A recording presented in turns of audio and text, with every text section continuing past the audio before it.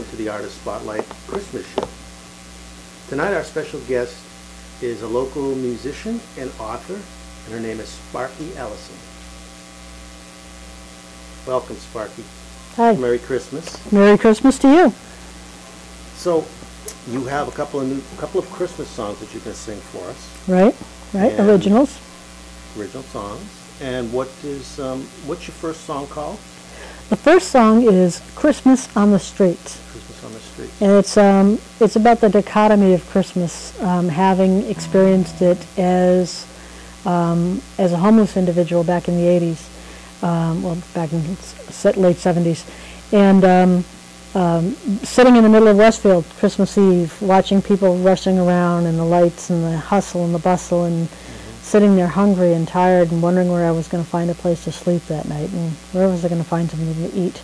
And it made me think about what is really important in Christmas and how are people missing that. And so years later, when I had an opportunity I was asked to write a Christmas song, that was the first thing that came to mind. And I thought I really need to share that message that Christmas or that homelessness isn't just at Christmas. It's 365 days a year, and you're just as needy in the summertime as you are in the wintertime, you know. So I had to put all of that down. So it's not really a happy song, but it's a powerful song. Yeah. And I've had people who've heard it, who remember it by title and say, play that Christmas on the Street song. And so it makes an impact, and people remember the concept of what it's saying.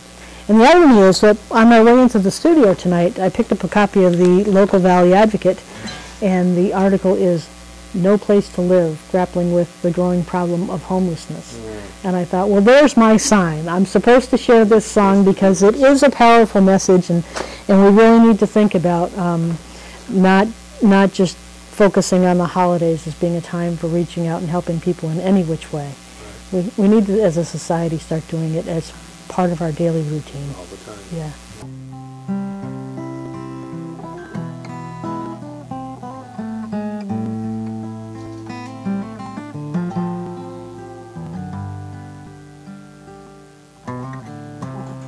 It's Christmas time. Snow is falling. The carolers will soon be calling. The old man curls up inside the doorway, wraps his arms around a brown paper bag.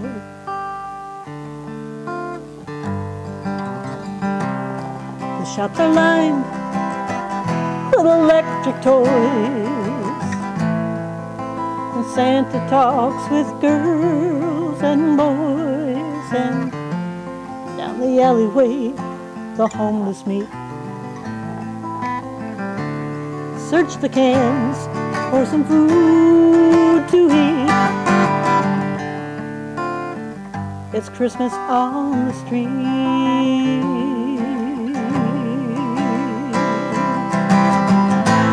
All across the country the sound of Christmas rings. Some are rich in spirit, some have what the Spirit brings. Voices rise in harmony, sing a prayer for peace.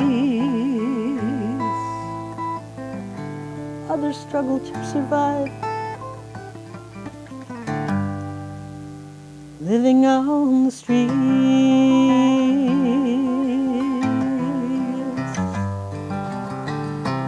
The night is cold, the air is bitter. In every window tinsel glitters. Shoppers rush to wrap, place their gifts under the tree. The hobo wraps in newspapers and tries to get some sleep.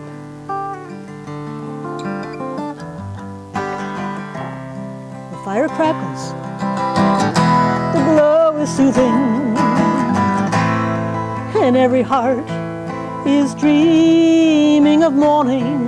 For some, the morning sunrise brings a stocking full of cheer.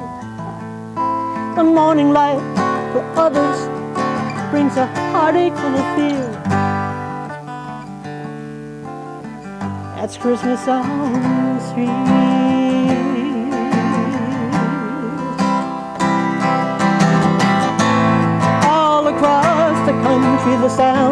Christmas rings. Some are rich in spirit, some have what the spirit brings. And voices rise in harmony to sing a prayer for peace. Others struggle to survive, living on the streets.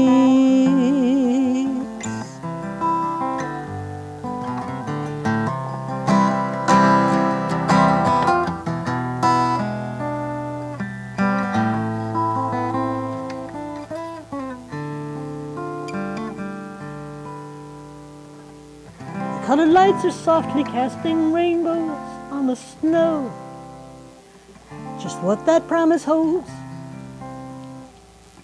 some may never know. But all across the country the sound of Christmas rings. Some are rich in spirit, some have what the spirit brings. Voices rise in harmony to sing a prayer for peace. Others struggle to survive, living on the streets.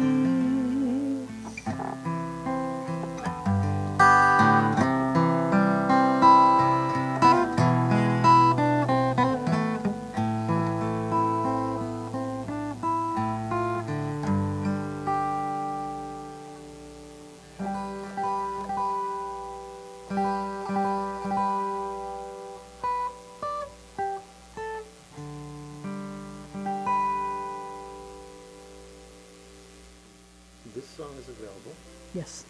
and it's a part of an. Is it part of a collection? It's a 3-song CD that is just Christmas songs. Yeah. And I'm going to do one more tune from that CD, and it's only $5. And yeah, that's What's the name of the CD? Christmas. Christmas. Sparkie Allison. Christmas.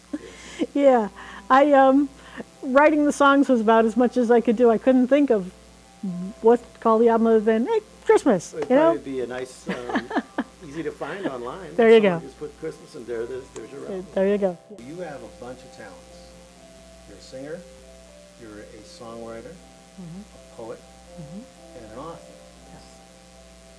So how do those all work together for you? I think in some ways it's easy to juggle them because they're all interconnected. I started out as a musician. Well, I may have even been writing poems as a kid, I don't know. But I know that when I was about 6 years old, I started playing the accordion. And prior to that, my mom had a small chord organ down in the cellar. And I used to sneak down in the cellar and play that when no one was around because we weren't allowed to touch it. And now the truth comes out. And I would play that. So I was always drawn to music, and I was always singing. And always wanted to be on stage. I just had that in me. But when I wasn't doing the music, I was an avid reader, always carrying a book around me. My dad always remarked about that. I always had to have a book to read. And then I discovered poetry. So then, you know, here I had this foundation of music all along, and I had the poetry, and it kind of came together. So when I actually got my first guitar when I was 18 years old, for my 18th birthday, something inside of me said, combine the two, start writing songs. And so I did that and wrote songs. And the transition to being an author, I mean, that was always there. And especially from high school, I had an English teacher who was very supportive, took me under her wing, and very, very encouraging. And she would read chapters that I was writing. And I started a book at that time. While you were in high school? While I was in high school. I ended up having a head injury and having to have surgery. And I thought I was going to die, so I destroyed all of that. And so part of me felt a loss because I had come so far. I'd written probably about 16, 17 chapters. And the whole concept was there, and I had this whole image. Now I'd destroyed it, and I'd have to start all over again. So part of me for years just never wanted to go there again. And I stuck with the songwriting and the poetry. And then one time I had an inspiration on a trip up to the Catskills, and I said, oh my God, there's a story in that, you know, I should write a book. And it kind of became a joke, but I had the time. Okay. And if you have the time, a lot of time, you can write a lot more than just a 3-minute song. And I just started writing it. But the hard part was, here for years, I'd been writing 3-minute movies. Okay. You know, I'd been condensing the whole story into several lines. And the first day of sitting down to write my book, I'm staring at the screen, which was foreign to me because I had always written on paper. And now I'm writing on a computer screen, so there was a little disconnect there. But I kept thinking, okay, how do I get past the first 6 lines now? I didn't know where to go with it. Out, right? Yeah, how do you make this like that? And I sat there just for I couldn't tell you how long I sat there, just trying to figure out how to stretch it and make it into a story. And what do you do next, you know? And so I gave it a couple of hours the first day, and wrapped it up, put it away, and went down the next day. And this was a period where I was in between jobs, so I had the time. And the next day I went down and I reread what I started the first day, sort of editing, which you're not supposed to do, but kind of familiarizing myself with where I left off and saying, okay, how do I take that a step further now? So I really had to do it in steps like that and take each piece and say, now where does this one go and where does that one go? And we'll interject this story here. And what started out as a 2-hour process, the first couple days was 4 hours. And then 6 hours. By the end of my 6-week period, I was writing for probably 10 hours a day. And it was just like, then it was just like flowing out of me, because then it took a life of its own, but it started to feel like a movie was coming out, you know. I could see the characters, I could see the town, I could see the people and the animals, and, you know, yeah. And it just, and audio, I could hear it. I could hear everything going on, and it just came to life. And I said, okay. So how long did it take you altogether to write? The first draft took me 6 weeks, with no time off at all. 6 weeks, I wrote every day, 7 days a week for 6 weeks. And then I said, oh my God, I have a book. That's impressive. And then I went back and edited it, which took several months. And then I had a friend who is an editor, and I sent it to her chapter at a time, and she would edit, and then I'd come back and take it and chew on it and, you know, work on the edits and stuff like that, and give her the next chapter and so forth. So the book is? It's called Moon's Embrace, and it came out 2 years ago. And the interesting thing about this is that it was inspired in the Catskills. And it takes place between Western Mass, the Berkshires, and the Catskills. Okay. But these blue mountains here that you can barely see are the Catskills. And when you look at the Catskills from this side of the Hudson, and that's what you'll see. It'll just fade off into the sky, just very thin hue of blue. So when I saw this cover, I said, I don't have to go out and take a picture. There's my cover right there. And I have since taken a picture that looks just like that. That is the Catskills. The cover of a book is very important because that's what people see first. Yep. So Yep. tell us, without giving too much away, tell us a little bit about the story. Well, it's all about diversity and inclusion.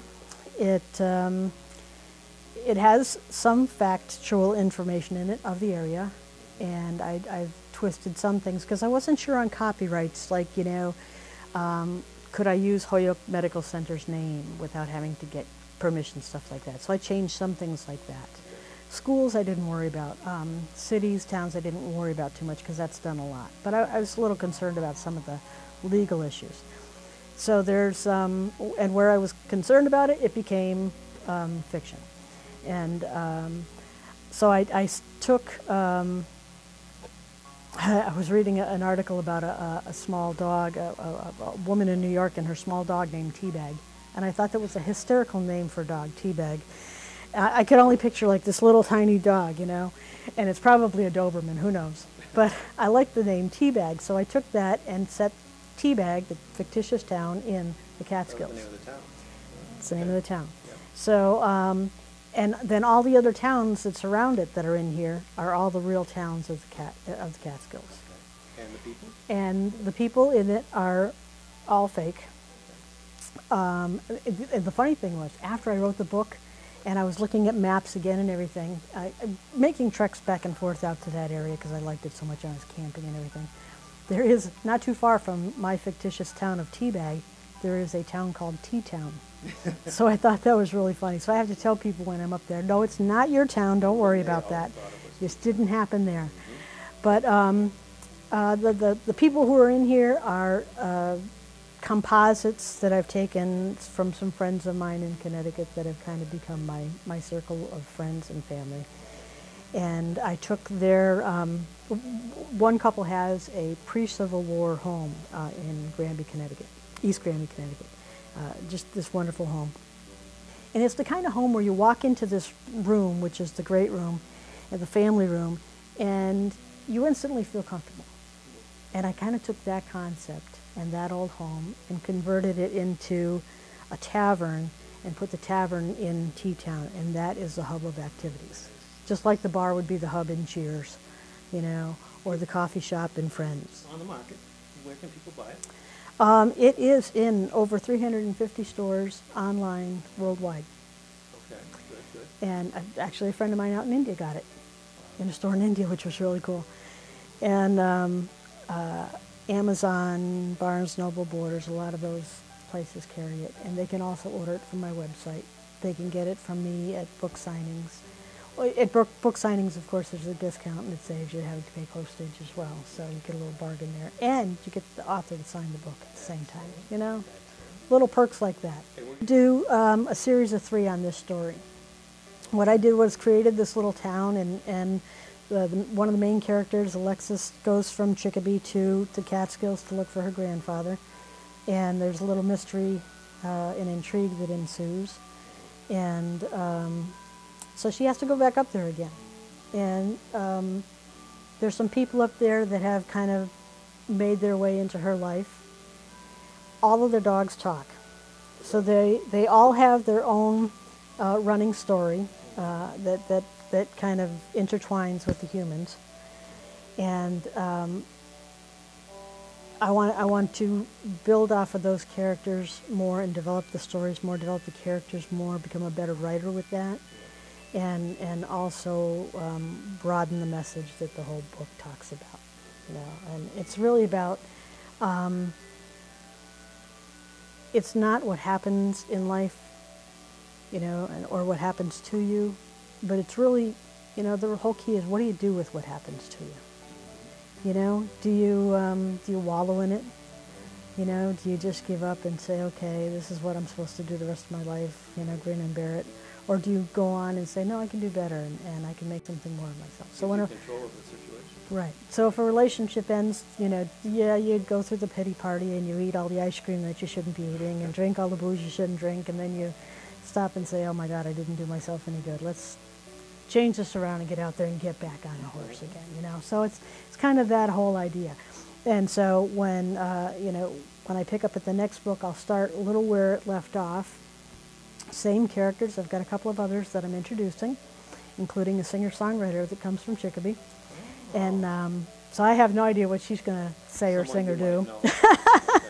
Probably. You know, the fun part about it was I have particular people who were used as kind of like the core of the character in the book. But what I did was you got one person here, and I took a characteristic from there and put it onto there. And then I took a characteristic from there and put it onto there. So that, yeah, so there's not any one of these people who I've used in here, they're not all just one person. It's kind of a conglomerate of different people. So in some ways, you know, it kind of helps with that disclaimer in the beginning of the book that says it's, you know, doesn't resemble any person or place or whatever. But in this case, it really didn't, and it was fun to do that. I just had to start making sure I knew which characters I attributed to which people, right, and how I twisted their lives around. Right. Like Bee and Big Guy, they're 2 main characters in the book. And Barb and Don, in real life, are married, happily married. And they knew each other when they were younger, but didn't date when they were younger.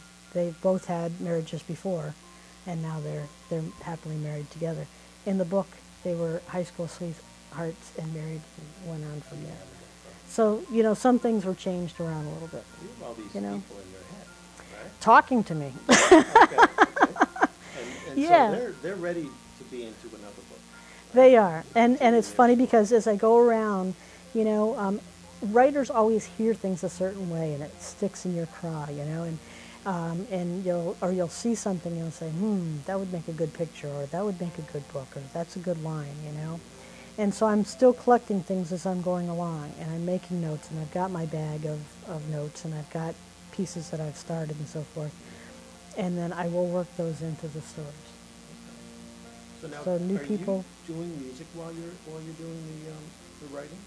Yes. I haven't been doing as many performances this year, just for some health issues that I've had that kind of kept me back a little bit. But I'm still doing house concerts and actually looking for some steady work again. And hope some of that also plays a part with the economy, you know, as to what things are available. So kind of focusing on the house concerts to keep the music side of things going. But towards the end of the year right now, I've been focusing on the book signings and Christmas sales push and stuff like that. And next year looking towards maybe balancing it out more again between performances and book signings. You were telling me that you were a DJ. Yes, I was a DJ for 25 years. I was a DJ. Yeah. You got a lot of music that way. I do, yes. A lot of vinyl, 45s, 78s, 33s. In fact, I just gave the 78s away last year, actually. Those are a heck of a thing to store. They're very, very heavy, and you know. But even the 45s collection alone, I had to build a special case, and I don't even know how wide it is to think of what to tell you. It's probably maybe 8 feet wide and floor to ceiling. It holds 24 cases of 225 CDs, or 45s each. And my cup runneth over. I have more in boxes. And they're all cataloged except for some new boxes that people have given me that know that I collect these. And they say, here, I was cleaning out the closet, take these, you know, give them a home. And when I listen to them, I'll catalog them and add them in and everything. But I have a lot. I have over 5,000 pieces of 45s. You don't want to move a lot, I would think. No, that's why I ended up having to buy a house. I had to find some place to put them all. And vinyl, I have over 10,000 pieces of vinyl, you know, between the 45s and the albums. Yeah. This is a different topic, but who have been your influences? The people that have helped you find your art, I guess? My very first influence was Elvis Presley. I was a huge Elvis fan. I just loved that rockabilly sound, and that, you know, it kind of got you up and jumping. It just was happy music, you know. And yes, and I had that bug. And but my mom used to listen to the music of the 40s and 50s, the girl groups as well as the guy groups. I'm trying to think, there was an album by that name, but I forget what it was. You know, the Mills Brothers, Ink Spots, you know, McGuire Sisters, Andrews Sisters. Yes, and I grew up listening to that stuff, and it gave me the opportunity to learn how to harmonize. I can harmonize to probably just about anything. And people have asked me, how do you learn how to do that? I don't know. Because I learned so young, and it just became something, it became, you know, like riding a bike. You just got up and did it, you know, and I try to say to people, think a third above the note you're hearing, and they can't get it, you know. So I tell them, go listen to this old stuff, you know. But that was a lot of my influence, and in fact, on my first album was, actually came out on vinyl. And that was a picture from a concert I did out in Southwick, actually. One of the songs on here is Simply Fascination. And the song at the time was probably one of the best songs I'd written at that time, lyrically. I really, really, really struggled with the words to make them all rhyme appropriately, no fake rhymes and everything, and get the timing down on everything, and it came out very well. What it ended up doing was I put 3-part harmony on, and that was dubbed myself 3 times, yes. And it was such a thrill to do that, because I felt like I was giving back to something that I grew up with, something that did influence me. Did you listen to Mary Ford? Yes. Les Paul? Yes. Yeah. That's a nice sound. Yep. And back then they did it all with such basic stuff. Yes. But they're doing now with all kinds of technology. Yep. Nice. Well, and that's really, you know, when I first started practicing myself, before we got all these, you know, multi-track recorders, I used to work between two tape recorders. And I would sing and I'd put down one and then I'd put down the other and then I'd tape those two onto that one and I'd tape it onto that one. You know, you get some of the hiss and noise and stuff that, you know, but you lived with it, you know, because that's what you had to do. But that's how I got my start practicing doing the dubbing and doing the harmony with myself. Yeah. Nice. And so you played the guitar. When did you start playing the guitar? I got my guitar when I was 18 years old. My brother gave me a guitar. I'd wanted to play guitar before that, but my parents couldn't afford one. And, you know, I was lucky to have an accordion at least, you know. And so I played that. And actually, my first band was a polka band. I played accordion in a polka band. And, do you have pictures of you when you were playing accordion at a young age? Oh, yes, I do. Any Yeah, video actually, film? well, no, all of that's been lost. Yeah. You know, somewhere along the way when the house got sold, all of that stuff was lost. But I do have a couple of pictures when I did win an award for something I did with some sort of recital or something with the accordion, and I have that. So I do have one or two pictures from a kid. Yeah. You've also been active in having music associations around Massachusetts and Connecticut. Can you Yep. talk a little bit about that? Yep. I joined, back in the 80s, I joined the Connecticut Songwriter Association, became very active with them for a couple years, and learned a great deal, learned a lot about music business law, songwriting, styles, music publishing, how to plug your songs, even recording and so forth. And I kept saying, we don't have something like that up here in Massachusetts. We should have something. And they kept saying, well, bring people down to Connecticut. Well, Connecticut's a little different than Massachusetts. It's all kind of like there.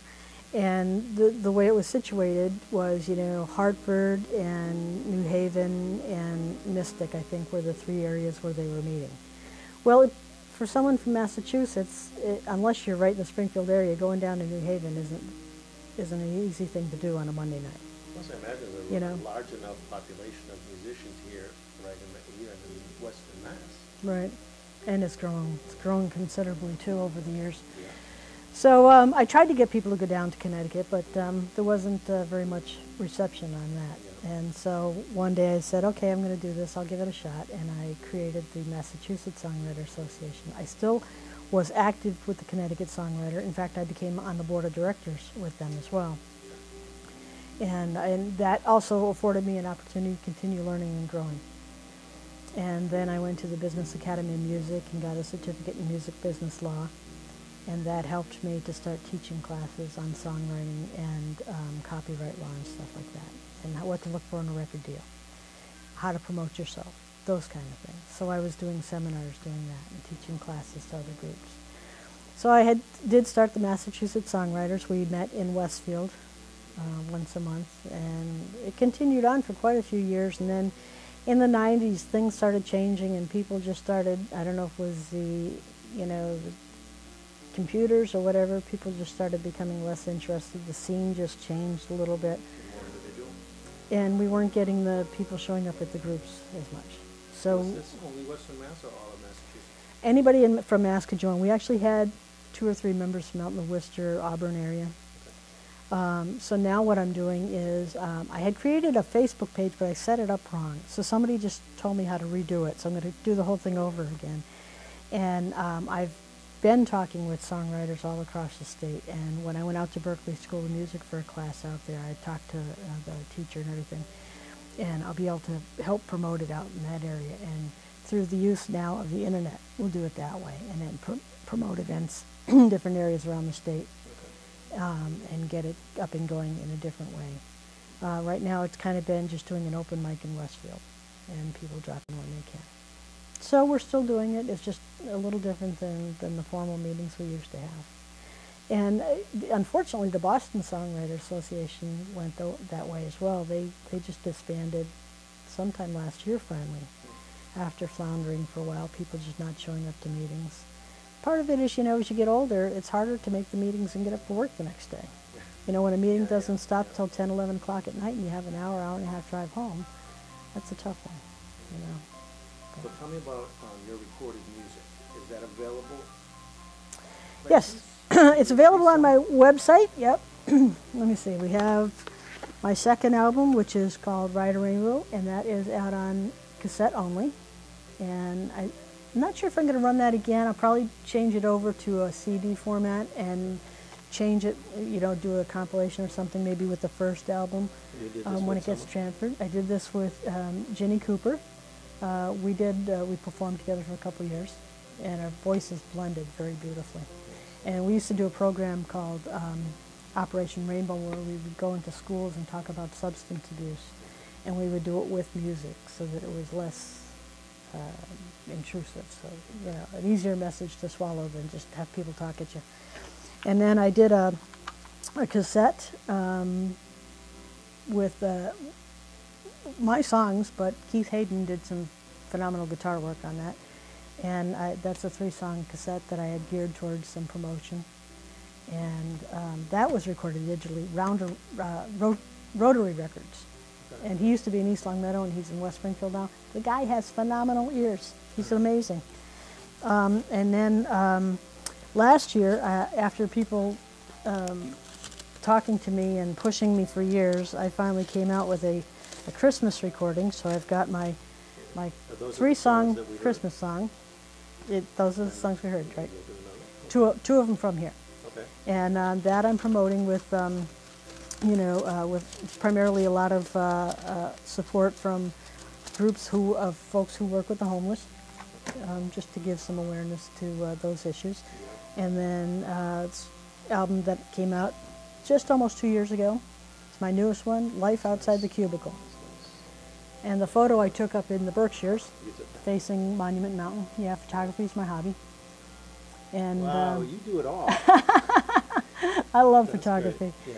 Yeah. Yeah, and I kept saying, you know, I've got to name an album Life Outside the Cubicle, because I have to remember there is life outside the day job, you know, and you got to hold on to that. Oh, and you have quite a life outside the day I do, job. Yeah. I do. And these are all available on your, are they on your website? They're all available on my website, and I have them all when I perform, as well as when I do book signings. We sell them there as well. Okay. What kind of advice would you give to young musicians who are starting out and really love their music, and what would you tell them? Don't ever give up. Keep that dream alive. The first thing I would say is read everything you can, and read widely, because not everything on the internet is always accurate. And you do have to beware, if you're looking to make music a career, that there are song sharks out there. There are people who are going to want to rip you off. They'll exploit you, take you, make lots of money off of you, and then you won't see very much of it. That's a very common story, because it's very easy for that to happen. So educate, and that's why I did programs. I taught in groups. I also taught a class at the adult ed program at UMass. On, you know, this business of music. Understand the whole music as a business. It's great to have a dream, it's great to want to play music and do that as your life, but you have to understand it is a business, and you have to think like a businessman in order to pursue that and to do it and make it a profit and enjoy it at the same time. And all of that has to happen, because if you do it just because you want to be esoteric and you want your music out there and that's it, it's gone. That's what it's going to look like when you hit retirement too. You'll have nothing because you have hit nothing. So, you know, read everything and get involved in the groups. You know, open mics. Test your material out there. Get feedback. Listen to people. I know there's a guy that you know, I've tried to talk about. He writes some very good songs. They could be even better. And I tried to give him some suggestions on, why don't you think about doing this? Why don't you try this? And no, my friends told me that this sounds good this way. That's not going to get you very far, because your friends are going to tell you what you want to hear. And they're your friends.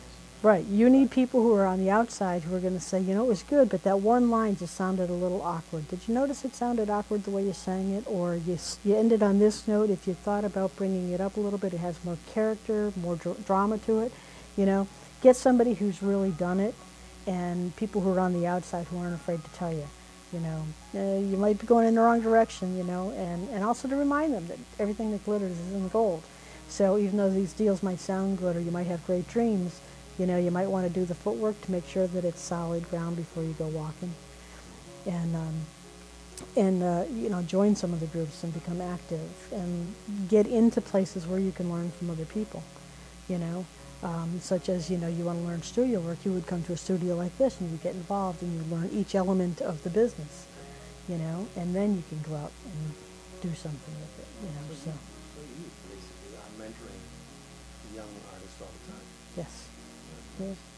Yeah, with the open mic that we've been doing, it's usually like the first Friday or Saturday of the month.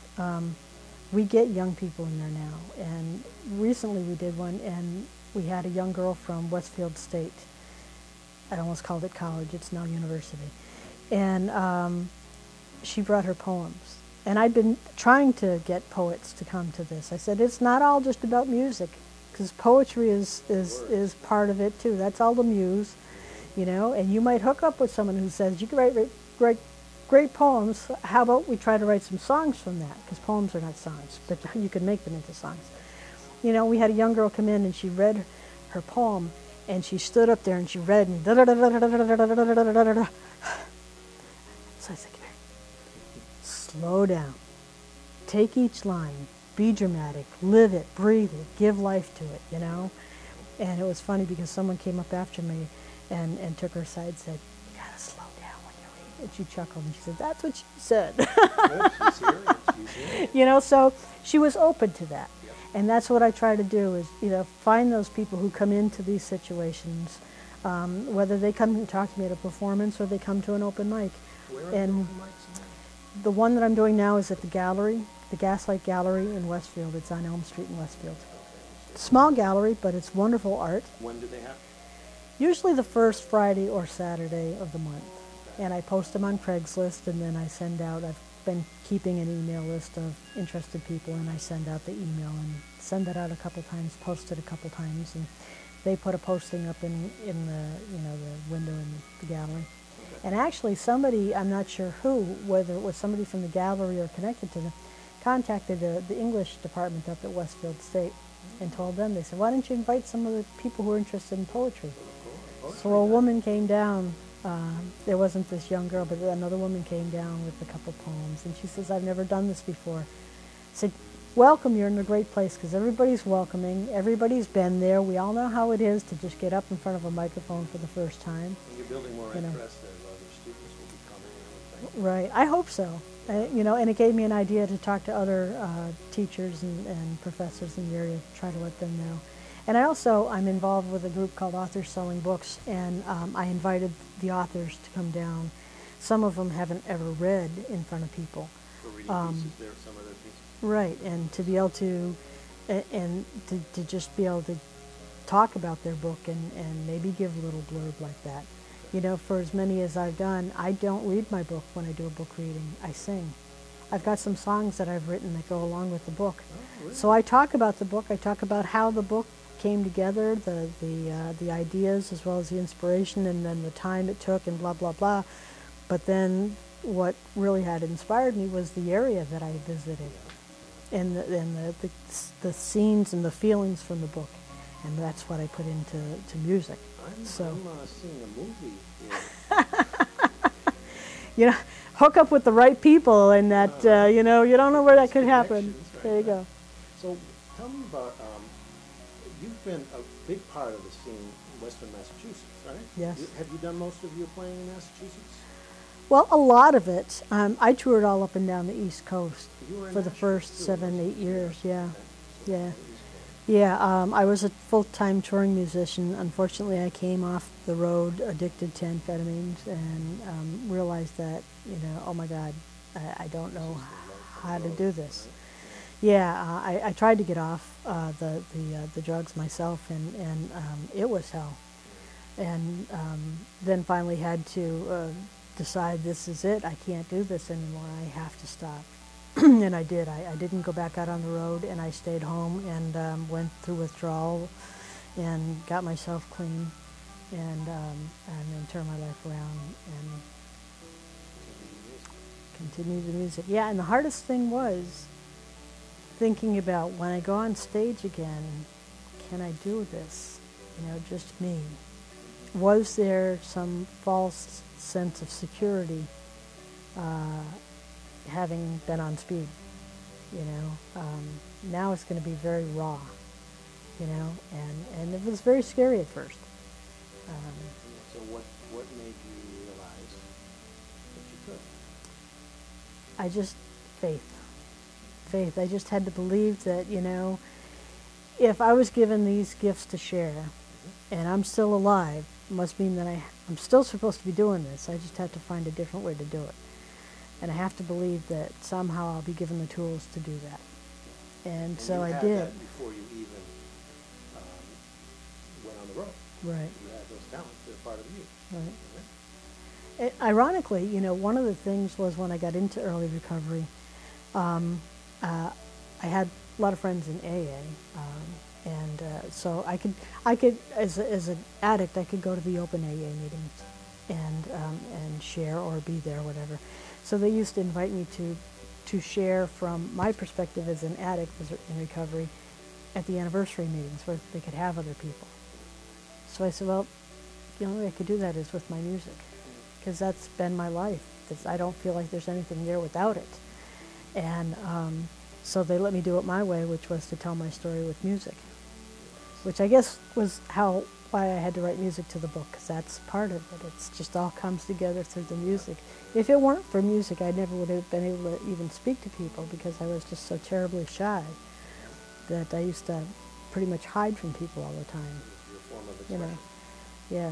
So feeling raw and you know, basically being a toddler again, and learning to communicate without the aid of any kind of substances was painfully slow.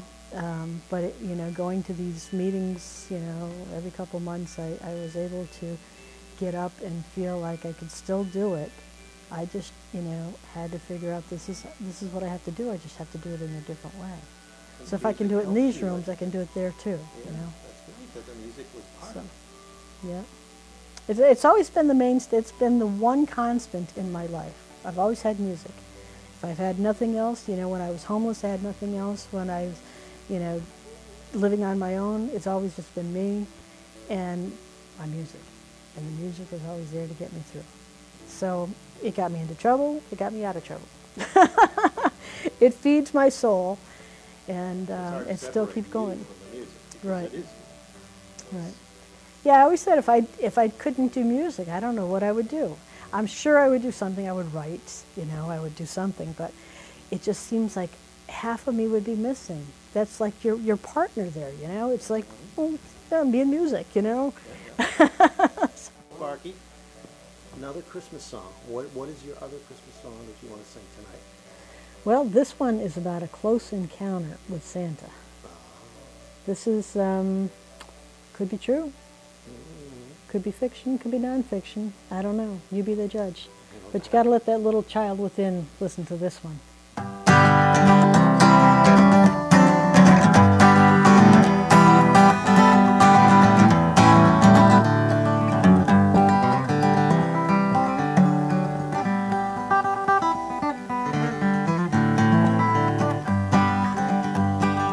Thought that I was wide awake, but it seemed just like a dream. Thought that I saw Santa Claus riding down on a moonbeam. His silver hair was flowing wildly in the wind. He had a guitar in his arms and I could hear him sing. He sang, ho, ho, ho, it's Christmas, I love this time of year. Everybody's smiling and their hearts are full of cheer.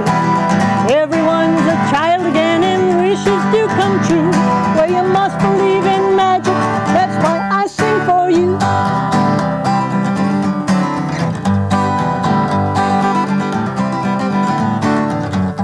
Well, he landed on my front doorstep and he played Jingle Bell Rock. He walked right in the house and started filling every sock. Walking around that Christmas tree, well, he was really getting down. Peeked around the corner, but I did not make a sound. And he sang, ho, ho, ho, it's Christmas, I love this time of year. Everybody's smiling and their hearts are full of cheer. Everyone's a child again and wishes do come true. So you must believe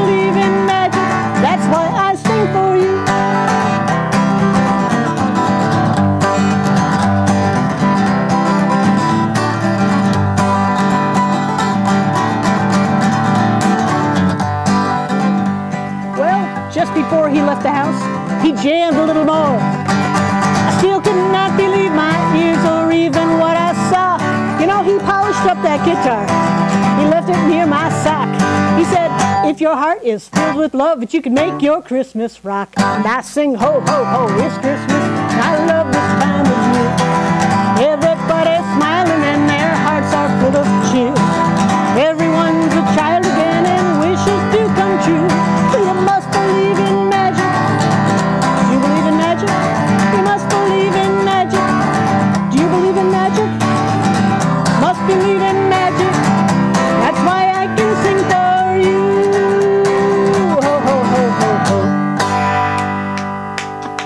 Can you tell us about the song that you're going to sing now? Well, my friends have a pre-Civil War home in Connecticut, and that was the lead-in for the book, and they've invited me to dinners there, and they've become my family, and that also gave that sense of family to the book that I was looking for.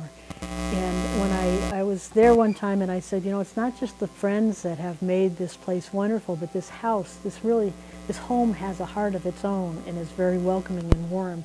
And at one time I even said that when you sell this house, I have to find a way to buy it because it's got a life that I want to enjoy. And so I went home and I wrote a song called The Home Has Heart. And they've had the words embroidered and framed, and it's on the wall in the house now. Nice. And anytime I'm invited over to a meal there, they ask me to sing the grace. Well, thank you for watching tonight. And I'd like to wish you all a Merry Christmas, Happy New Year. Think about the real meaning of Christmas, and want to thank you too, and Happy Christmas to you. Happy holidays to you. Thank you.